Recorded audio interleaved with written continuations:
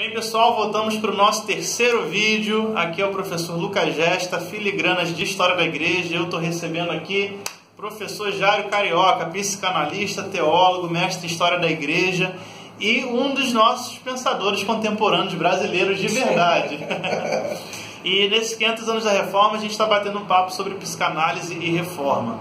Um autor chamado Peter Berger, ele tem e outros, o Weber também fala isso, com outros conceitos, mas a reforma ela começou um processo de desencantamento do mundo. Então, tudo era interpretado magicamente. Deus, diabo, duendes, demônios, anjos, santos.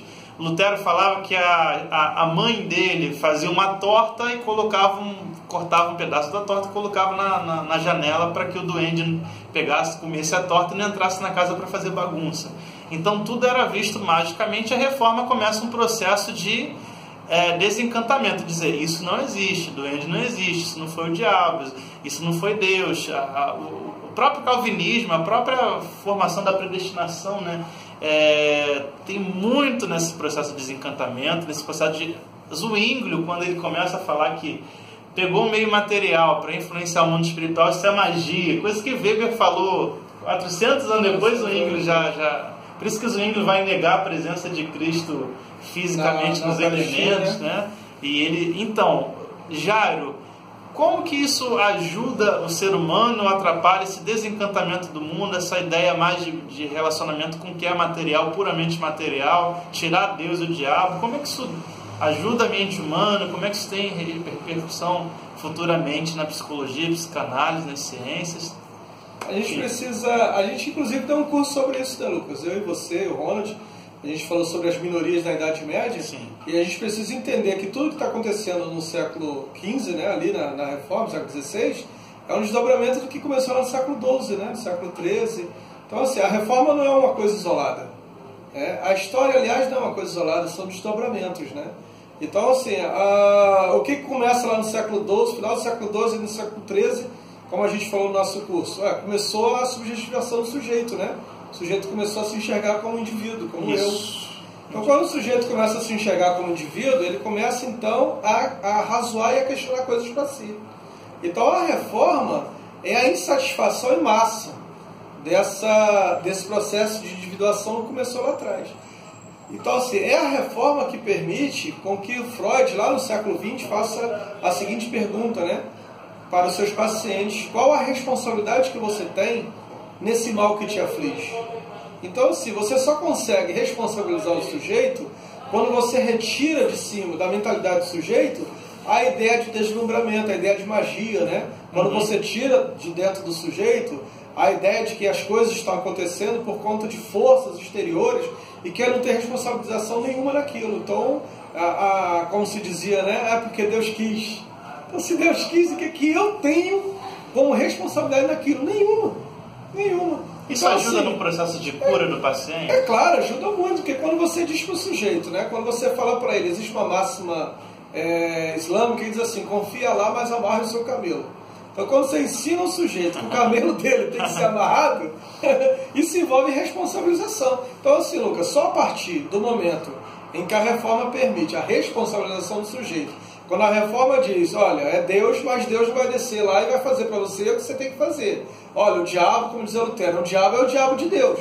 Então ele só faz aquilo que Deus permite, só vai até onde Deus deixa.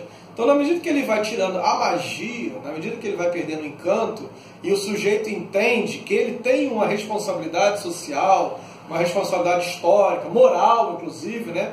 Tomás de Aquino vai falar muito sobre isso, sobre a questão moral, né, lá na Idade Média, e Calvino vai retomar esse assunto de novo, da questão da moral do sujeito, né? O Calvino, ele introduz uma coisa inédita na Reforma, porque ele é o primeiro a pensar na igreja enquanto instituição, né? Vai escrever, inclusive, uma eclesiologia, se eu não me engano, você pode me corrigir, mas é o primeiro, e ele vai pontuar. O Calvino, ele põe uma coisa, Lucas, a instituta é só uma eclesiologia. É uma eclesiologia, né? E ele vai pontuar uma coisa que eu acho fantástica, Lucas, que ele diz assim: ao lado de toda igreja tem que haver uma escola e um hospital.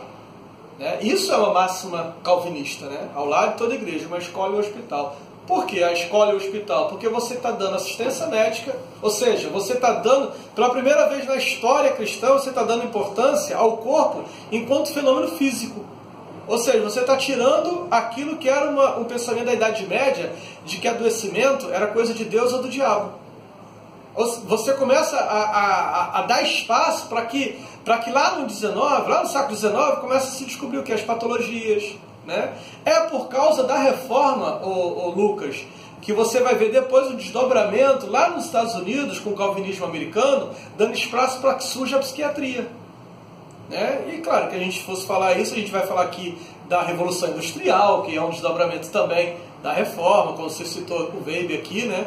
A questão do capitalismo e tal. Então, assim, a reforma dá muitos desdobramentos. Porque na medida que retira a magia, as coisas começam a acontecer. Então você, por exemplo, na medida que você retira do planeta a magia, né, da Gaia como a planeta Terra, né, o sono de Odin como o inverno, na medida que você tira isso, você começa a entender os fenômenos físicos, né, então você começa a entender que se você queimar a Terra não vai mais produzir. Então você começa o quê? A trabalhar melhor a Terra. Então surge o conceito de ecologia, de cuidar da Terra, né? Hoje você tem o Leonardo Boff, e antes de economia. Exatamente, antes de economia. Você tem o Leonardo Boff hoje, que a gente pode chamar de um teólogo ecológico.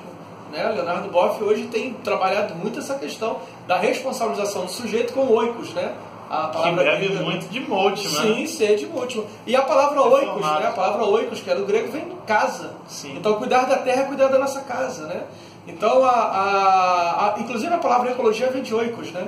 Então, você tem e esses pensamentos já na reforma, o desdobramento. Então, tirar a magia do mundo, né? Tirar o encantamento, parar de pensar o mundo a partir de Deus e diabo, ou seja, dessa bipolarização, né? Parar de pensar e começar a colocar o homem como responsável, começar a colocar o homem como ser existente, é que vai permitir, por exemplo, Lucas, que 200 anos depois surge o existencialismo. O existencialismo, quando surge, ele surge dentro de um pensamento cristão. Com Kierkegaard. Com Kierkegaard, que é um filósofo cristão. Né? Então, assim, por que surge o existencialismo? Porque o sujeito começa a pensar enquanto ser, né, enquanto existente, e na responsabilização desse ser com ele, com aqueles que estão à sua volta e com o universo todo. Como é que eu me relaciono com esse outro? Então, tudo isso é possível, tudo isso a gente pode dizer é potencializado na reforma a partir do desdobramento lá no século XII, século XIII, como a gente falou. Maravilha, maravilha. Esse tipo de aula você só encontra aqui no canal. E com o Lucas Gesta. Nos outros ficam falando lá que Lutero fica pregando Lutero. Essas coisas todo mundo já está cansado de saber, esses heroísmos aí. Aqui a gente encontra uma coisa mais que tem a ver com a vida real. Chega de mito. Tem mitos novos aqui, mitos bons. Então quero agradecer ao professor Jairo. Procure ele aí nas redes sociais.